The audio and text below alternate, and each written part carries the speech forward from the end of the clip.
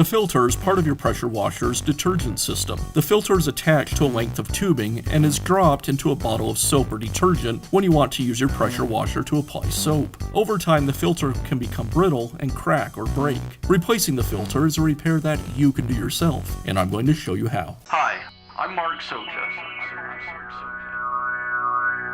Do-it-yourself repairs like these are easier than you might think. From lawn machines to cordless drills, kitchen mixers, Outdoor grills. our how-to videos walk you through each repair from start to finish. So doing it yourself means never having to do it alone. Let's get started.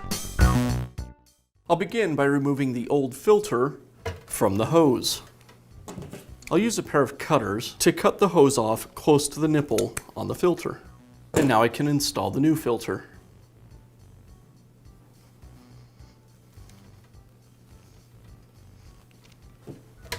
And that's how easy it is to replace the filter on your pressure washer. Be sure to check back often for new videos and expert advice. If you found this video helpful, give us a thumbs up And leave a comment.